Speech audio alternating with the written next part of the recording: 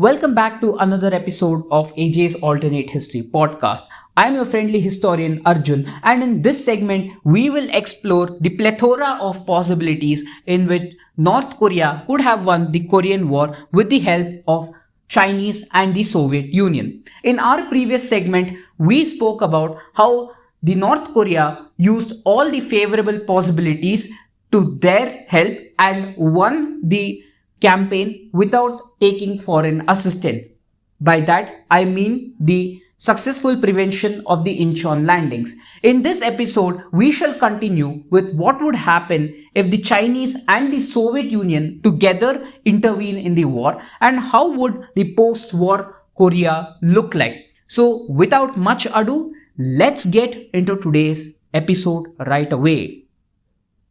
Even after the successful Incheon landings and the UN's drive towards the north, the KPA still stood a chance to fight the UN forces when the Chinese People's Volunteer Army, or the PVA, intervened in October 1950.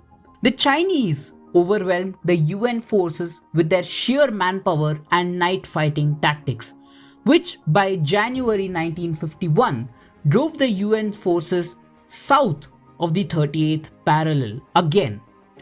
However, the UN forces soon realized that the Chinese and the Korean supply lines were stretched out, and the commanding officer of the 8th Army, General Matthew Ridgway, ordered execution of Operation Thunderbolt, a full-fledged advance by ground forces aided by the superior air power of the UN forces. This was followed by Operation Killer, which occupied regions surrounding the Han River, and Operation Ripper to reoccupy the city of Seoul.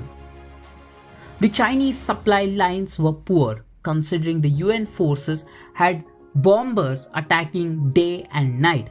It so happened that the supplies were transported by foot or using bicycles during night to avoid bombers.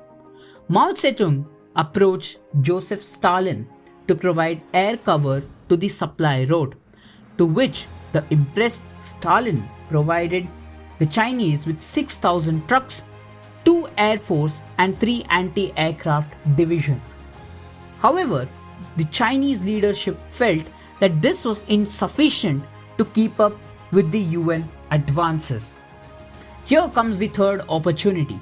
Coincidentally, US President Harry Truman fired General Douglas MacArthur as the commander-in-chief of the UN forces in Korea. Apparently, the reason being that he was a proponent of a full-scale war and was keen to use nuclear weapons on the Chinese supply lines, which Truman felt would trigger an all-out war. While Truman suggested that the Chinese were showing restraint, the Chinese leadership, on the other hand, was preparing to expel the entire UN forces in Korea. It was the Soviet Union which was actually showing restraint in this situation.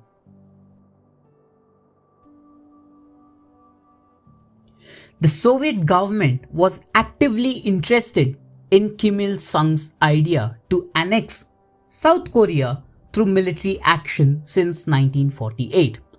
However, unlike China, the Soviets did not have any treaty or agreement with the Koreans to guarantee military intervention if things spiral out of control.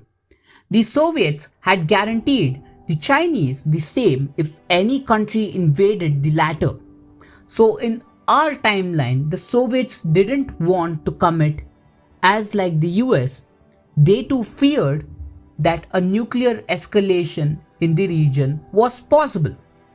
The Soviet support arrived in form of weapons and tanks, and later on, Soviet pilots flying the then top-notch MiG-15 fighter jets in Chinese disguise. Considering that if the Soviets had deployed their forces in support of North Koreans with more vigor, the North Koreans could have stood a chance to win for the third time. The Soviet entry into the war would have helped the Koreans technologically, and they could have probably helped wrap up the war in one of the two following ways. If the Soviets intervened and led to the overall North Korean victory in the peninsula, the US preparedness towards the Cold War paradigm would have been much more intense than what we saw in our timeline. The Cuban Missile Crisis or similar nuclear close calls would have been taken more seriously by the Americans and the NATO later on. And here's when the possibility of a tactical nuclear war becomes a reality. Now that a vast majority of the communist world is embroiled in Korea, the Americans might consider using a nuclear weapon, and it is likely that they would have probably limited the usage to, say, the Korean peninsula, and if extended, to northeast of China. And if that happens, the Soviets would not refrain from attacking the US, and the whole global political landscape would have changed forever.